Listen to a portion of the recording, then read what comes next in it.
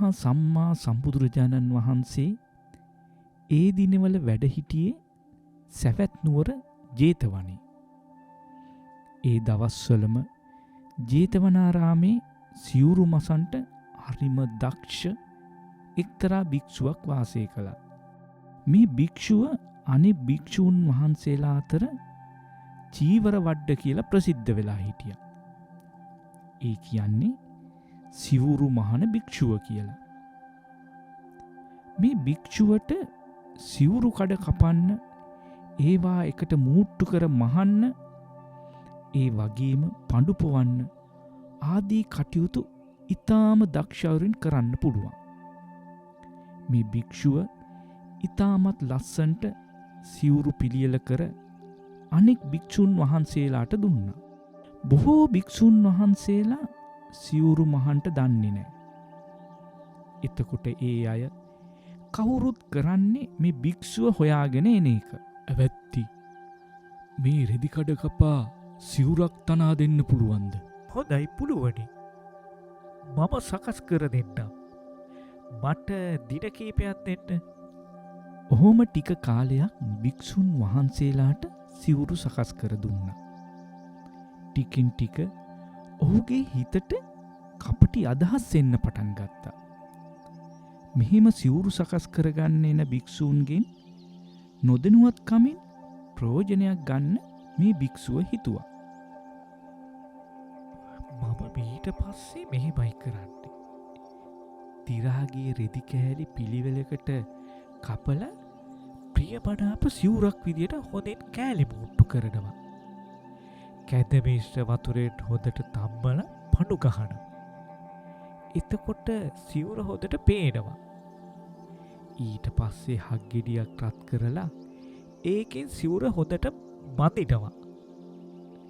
එතකොට පනාකොට උපමට්ටම් වෙලා ඉතා සිත් කළු සිවුරක් ලැබෙනවා. ඒක ලස්සට නවනවා. එතකොට කාටවත් හොයන්න බැහැ මේක දිරාගිය රෙදිවලින් හදලා තියෙන්නේ කියලා. ඉතින් මේ විදිහට සිවුරු ගැන දැන් නැති භික්ෂූන් අලුත් වස්ත්‍ර අරගෙන ලස්සනට සිවුරු සකස් කරගන්න හිතාගෙන ඔහුව හොයාගෙන එනවා. "අනේ ඇවැත්ති, අපි සිවුරු මසන්ට දන්නේ නෑ. අපිට මේ වස්ත්‍රයෙන් සිවුරක් මහලා දෙන්න හැකිද?" "අපේ ඇවැත්ති, එහෙම එකපාරම සිවුරක් කරන්න බෑ. ඒකට සෑහෙන කාලයක් ගත වෙනවා. මං සකස් කරපු අලුත් සිවුරක් නම් තියෙනවා. කැමති නම් ඔය රෙදි කෑල්ල මෙහෙ තියලා ඒ සිවුර අරන් යන්න" කියලා අර තමන් හදාපු හොර සිවුරු පෙන්වනවා. එතකොට කිසි දෙයක් නොදත් ඒ භික්ෂූන් දුටු පමණින්ම ඒ සිවුරට කැමති වෙනවා. අලුත් වස්ත්‍රය ඔහුට දීලා අර සිවුර අරගෙන යනවා. ඉතින් මේ භික්ෂූන් ටික කාලයක් ඒ සිවුර පොරවා කිලිටූ විට උණු වතුරෙන් හෝදනකොට කැඳයි පඳුයි ගිහින් වැරහැලි රෙද්ද මතුවෙනවා. "අනේ අපිට හොඳ සිවුරක් කියලා අසවල් භික්ෂුව රැවැට්ටුව නොවෑ" කියලා සිත් ඇවුලට පත්වෙනවා. චීවර වඩ්ඩ භික්ෂුවගේ මේ වංචනික ක්‍රියාව මුළු සැවැත් නුවරම භික්ෂූන් අතර ප්‍රසිද්ධ වෙන්න පටන් ගත්තා. පිටිසර ගමකත් ඔය විදිහටම සිවුරු වංචා කරන භික්ෂුවක් ඉන්නවා. ඔහුගේ යහළු භික්ෂූන් ඔහුට මෙහෙම කිව්වා. "ජේතවනේ මහා කපටි භික්ෂුවක් ඉන්නවා. ඔහු බොහෝ භික්ෂූන්ට වංචා කරනවා. අලුත් සිවුරු වෙනුවට පරණ සිවුරු දීලා භික්ෂුන් වහන්සේලාව රවට්ටනවා." එතකොට ඒ පිටිසර ගමේ භික්ෂුව මෙහෙම හිතුවා. "මං එහෙනම් සැවැත් නුවර ඉන්න භික්ෂුව රවට්ටන්න ඕන. කොහොමද බලමු ගමේ භික්ෂුවට රැවටෙන හැටි" කියලා පිටිසර ගමේ භික්ෂුව දිරාගිය රෙදි කැබලි එකතු කොට මනා සිවුරක් සකස් කළා. එය මනා රතු පැහැයෙන් පඳු ගැසූ පසු අලුත් සිවුරක් වගේ වුණා. උන්වහන්සේ එය පොරවාගෙන ජේතවනය බලා පිටත් වුණා. මේ දිහාවට එන භික්ෂුව මේ පළාතේ කෙනෙක් වෙන්න බෑ. ආගන්තුක භික්ෂුවක් වගේ. උන්වහන්සේගේ සිවුර නම් හරිම ලස්සනයි. ඒ සිවුර මට තිබුණ නම් ජීතවනයේ සිටින කපටි චීවර වඩ්ඩ භික්ෂුවට ඒ සිවුරු දැකපු ගමන් ලෝභසිත පහළ වුණා. මේ භික්ෂුව රවට්ටාගෙන මේ සිවුර ගන්න ඕනේ කියලා හිතුවා. අනේ වැත්ති, මේ සිවුර සකස් කළේ ඔබද? මෙය ඉතාමත් ලස්සනයි. එසේය භික්ෂුව, මම තමයි සකස් කරේ. ඔබේ සිවුර මට දෙන්න පුළුවන්ද? ඔබට වෙනස් සිවුරක් මම දෙන්නම්. අනේ අපි පිටිසර උන්වහන්සේලානේ. සිව්පසය දුර්ලභයි. ඔබට මේ සිවුර දුන්නොත් මම් පුරවන්නේ මොකක්ද? මගේ ළඟ අලුත් සිවුරු වගේක් තියෙනවා. ඔබ වහන්සේ කැමති නම් මගේ ළඟ තියෙන අලුත් සිවුරකට මාරු කරගන්න පුළුවන්. භික්ෂුව, ඔබ මේ සිවුරට කැමති නිසා මම ඔබට මේ සිවුර දෙන්නම්. උන්වහන්සේ මගේ කපටිකමට රැවටුණා එහෙම. බොහොම හොඳයි. පොඩ්ඩක් කොහොම ඉන්නකෝ. මම ඉක්මනට ගිහින් අලුත් සිවුරක් අරගෙන එන්නම්. මා ළඟ තියෙන්නේ අලුත් වස්ත්‍ර විතරයි. කමක් නැහැ. උන්වහන්සේ ළඟ තියෙන්නේ හරිම ලස්සන සිවුරක්. ඒ වගේම ඒක වටිනා එකක්. මේ වස්ත්‍රය දීලා ඒක ගන්න එක මට හරිම හොඳයි. භික්ෂුව, මා ළඟ අලුතින් සකස් කළ සිවුරු නැහැ. මම ඒ වෙනුවෙන් අලුත් වස්ත්‍රයක් ගෙනාවා. ඉතින් පිටිසර ගමේ භික්ෂුවත් චීවර වඩ්ඩ භික්ෂුවත් හුවමාරු කළ අලුත් වස්ත්‍රයක් අරගෙන හිතින් hina වෙවි යන්න පිටත් වුණා. මගේ කපටිකමට එහෙනම් නගරේ භික්ෂුව රැවටුණා. ඔහොම ටික දිනක් ගත වුණා. ජීතවනයේ සිටිය භික්ෂුව, ඒ කියන්නේ චීවර වඩ්ඩ භික්ෂුව, ඒ සිවුර පොරවලා ටික දවසක් යනකොට ඒ සිවුර කිලිටි වුණා. ඒ සිවුර උණු වතුරෙන් හෝදා බලද්දි Taman අනිත් අයත් සමග හුවමාරු කළ ජාතියම සිවුරක් බව වැටහුණා. සිවුරේ හැම තැනම සිදුරු. ඔහු පිටිසර ගමේ භික්ෂුවගේ කපටිකමට රැවටිලා ඇති බව තේරුණා. එයින් ඔහු මහත් ලැජ්ජාවට පත් වුණා. මේ සිද්ධිය ජේතවනාරාමයේ හිටිය අනිත් භික්ෂූන්ටත් දැනගන්න ලැබුණා. දවසක් දම්සභා මණ්ඩපයේ රැස් වූ භික්ෂූන් වහන්සේලා මේ කපටි භික්ෂූන් වහන්සේලා දෙන්නගේ කටයුතු ගැන කතාබස් කරමින් හිටියා. එතනට භාග්‍යවතුන් වහන්සේ වැඩම කළා. පින්වත් මහණෙනි, මා මෙහි පැමිණීමට පෙර කතාබස් කරමින් සිටියේ කුමක් ගැනද? එවිට භික්ෂූන් වහන්සේලා මේ කපටි භික්ෂූන් වහන්සේලා දෙන්නගේම ක්‍රියාව ගැන සැලකලා. මහණෙනි, ඔය දෙන්නම පෙර ආත්මයේත් එකිනෙකාට වංචා කරගත්තා. ඔවුන්ගේ ක්‍රියාව නිසා දුකට පත් වෙන්න සිද්ධ වුණා. එතකොට භික්ෂූන් වහන්සේලා මේ භික්ෂුවගේ අතීත ජීවිතය ගැන කතාව කියා දෙන්න කියලා භාග්‍යවතුන් වහන්සේගෙන් ඉල්ලා හිටියා. පින්වත් මහණෙනි, කපටිකමෙන් ජීවත් වීම කිසිම කෙනෙකුට සුදුසු නෑ. ඒ වගේම ඔවුන්ටත් හැමදෑම කපටිකමෙන් ඉන්ට ලැබෙන්නේ. ඔබට මේ අතීතයේ ජාතකය දන්වන්නෙමි. ගොඩාක් ඉස්සර කාලෙක වනාන්තරේ කුඩා විලක් තිබුණා. මේ විලේ වතුර පායන කාලයේදී ටිකෙන් ටික අඩු වුණා. මේ විලේ ගොඩාක් මාළුත් ඉන්නවා. මාළුන්ට පීනන්න වතුර නැතිව ඔවුන් හරිම අමාරුවෙන් තමයි ජීවත් වුනේ. දැන් නම් හරිම අමාරුයි. වතුර එන්න අඩු වෙනවා. ඒක තමයි. මෙහෙම වතුර නැති වෙලා ගියොත් අපිට මැරෙන්නයි වෙන්නේ.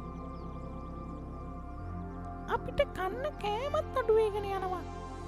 ඉතින් එක්තරා කොකෙකුට මේ විලේ ගොඩාක් මාළු ඉන්න බව දැක ගන්නට ලැබුණා. පහුවදාම මේ කොකා ගිහින් ඒ විල කෙළවරේ ගසක අත්තක් උඩ වාඩි වෙලා හිටිය. මොකක් හරි උපායකින් මේ මාළු ඔක්කෝම කන්න ඇත්තම් කියලා කොකා කල්පනා කළා. කොහොමද මම මේ පාලු ටික ගිලදාන්නේ? විලේ හිටිය මාළුවන් කොකාව දැක්කා. ඔබ මොකෝ මේ මහා බරපතල කල්පනාවකට වැටිලා ඉන්නේ? මං මේ තමුන්නාසල ගැනයි මෙතරම් සිතමින් ඉන්නේ. අනේ අපි ගැන ඔය තරම් මොනවද හිතන්නේ? පින්වත් මාළුවනි, මේ විලේ තියෙන්නේ වතුර බොහෝම ටිකයි. ගොදුරුත් අඩුයි. ඒ මදිවට මහ පෑවිල්ල. අනේ මෙහෙම ගියොත් තව ටික දිනකින් ඔයාලට මොනවා වෙයිද කියලා මම හිතමින් ඉන්නේ. අහෝ, එතකොට අපි මොකද්ද කරන්න ඕනේ? මාළුවනි, මගේ වචනයට අනුව කටයුතු කරනවා නම් මට ඔයාලා හැම දෙනාවම බේරගන්න පුළුවන්. මේ වනයේ එහා පැත්තේ ලස්සන නෙළුම් මල් පිරුණු විලක් තියෙනවා. ඒකේ වතුර ගොඩාක් තියෙනවා. එතනට ගියොත් ඔයාලට සතුටින් ඉන්න පුළුවන්. මං මුවතුඩිත් එකිනෙකා බැගින් අරගෙන ගිහින් නෙළුම් මල් පිරුණු ලස්සන මේ විලට ගිහින් දාන්නම්. අපේ ආන්ටත් පුදුමයි. කවදාවත් මාළුන්ට හිතවත් වෙච්ච කොකෙක් නම් නෑ. ඔබ හිතනවා ඇත්තේ අපේ එක්කෙනා බැගින් කන්ටයි. ඒක ඇත්ත. අපිව කන්ට තමයි හදන්නේ. අනේ තමුන්නාසල මාව විශ්වාස කරන්න. මං එහෙම කරන්නේ. මේ වනේ එහා පැත්තේ ලස්සන නෙළුම් මලින් පිරුණු මහ විලක් තියෙන බව විශ්වාස නැත්නම් එක මාළුවෙක් මා සමග එන්න විල බලන්න යන්න. මෙහෙම කියනකොට මාළුන් කොකාව විශ්වාස කළා. කවුද මුලින්ම කොකා එක්ක යන්නේ? අනේ මට නම් බෑ. මට බයයි. ඉන්පසු මාළු ටික විලේ හිටිය රළු කොරල තියෙන එක් ඇසක් නොපෙනෙන මාළුවෙකු ඉදිරිපත් කළා. අපි කනපද්දව යවමු. මේක දියෙත් ගොඩබිමෙත් දක්ෂයි. කොකා ඌව තුඩින් ගත්තා. නෙළුම් මලින් පිරුණු මහා විලට බැස්සුවා. සතුටින් විලේ එහාට මෙහාට පීනුවා. ටික වෙලාවක් ඉන්න ඉඩ හැරලා ආයෙමත් තුඩින් දැහැගත්තා. නැවතත් කලින් හිටිය විලට ගෙනහින් දැම්මා. එතකොට මාළුන් ඒ මාළුවව වට කරගෙන විස්තර ඇහුවා. මාළුවත් මහවිල ගැන වර්ණනා කළා. මාළුන් හැමෝම මහවිලට යන්න කැමැත්ත පළ කළා. අනේ අපිවත් එක්කරගෙන යන්ට කියලා කොකාට කිව්වා. ඉස්සෙල්ලම යන්නේ මං. ඇහැක් නැති කන මාළුව ඉදිරිපත් වුණා. කොකා මාළුවව තුඩින් අරගෙන මහවිලට ගියා. මාළුවට විල පෙන්නලා එතන තිබුණු ලුණුවර්ණ ගහේ අත්තක වැහැවූ. මාළුව මරා මස්කා කටු ටික ගසයට දැම්මා. ඔය විදියට මාළු එක එක්කෙනා ගානේ ගෙනවිත් ඒ විලේ හිටිය හැම මාළුවෙක්වම කාලා ඉවර කළා. අන්තිමට එකම එක කකුළුවෙක් විතරක් ඉතුරු වුණා. කොකාට කකුළු මස් කන්නත් ආස හිතුණා. කකුළුවා, මං මාළුන් හැමෝම මලිට පිරුණු මහ විලට ගිහින් දැම්මා. දැන් එයාලා හරි සතුටින් විලේ එහා මෙහා පීනමින් ඉන්නවා. එන්න මම ඔබවත් එක්කගෙන යන්නම්. ඔබ මාව ගෙනියන්නේ කොහොමද? ඇයි මට තුඩින් දැහැගෙන යන්න පුළුවනි? අපෝ එහෙම බෑ. මගේ කට්ට අයියයි. අතරමඟදි මාව අත්හරීවි. ඒ නිසා මට ඔබ සමග යන්ට බෑ. බයවෙන්ට කාරිනේ. මං හොඳට අල්ලගෙන යන්න. එතකොට කකුළුවා මෙහෙම හිතුවා. මේක මාව විලට දැම්මොත් හොඳයි. නොදැම්මොත් මං මොකද කරන්නේ? කොහොමද දන්නේ මාළු ටික ඇත්තටම විලට දැම්මද කියලා? කොකෝ, ඔබට මාව හොඳ හැටියට අල්ලා ගන්ට අමාරුයි. ඒක නොවේ. මට ඔබේ බෙල්ල අල්ලා ගන්ට දෙනවා නම් මං ඔබත් සමඟ විලට යන්න එන්නම්. කොකාට කකුළුව තමාව රවටන බව තේරුණේ නෑ. කකුළු මසට ආසාවෙන් කොකා කකුළුවා කීදේට වහම කැමති වුණා. මගේ බෙල්ල පරසමින් අල්ලගන්න.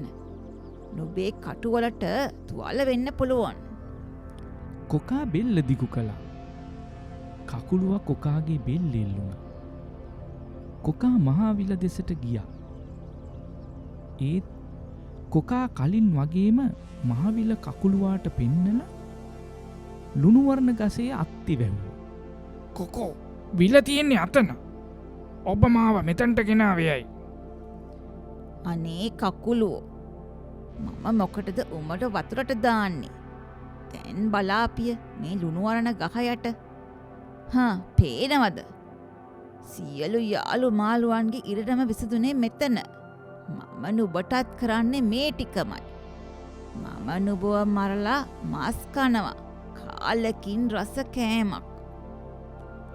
එතකොට කකුළුවා මෙහෙම කිව්වා.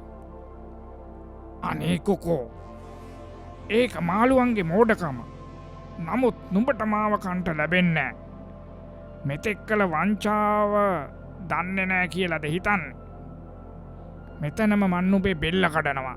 කියලා කොකාගේ බෙල්ල තද කරන්න පටන් ගත්තා.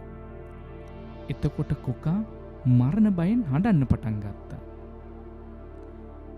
ඊට පස්සේ කොකා කකුළුවාගෙන් තමාව නොමරණ ලෙස ඉල්ලා හිටිය.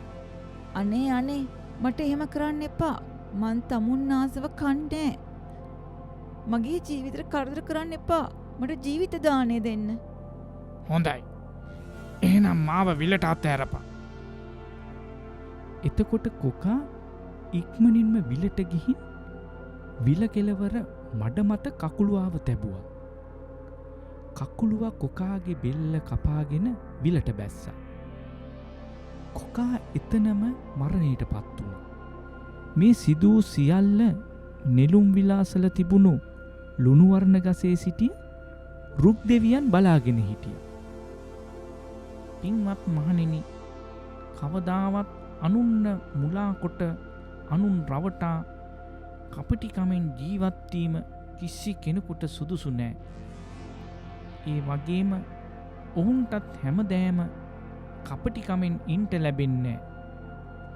තමන්ම දුකට වැටෙනවා මේ භික්ෂූන් දෙන්න වගේ.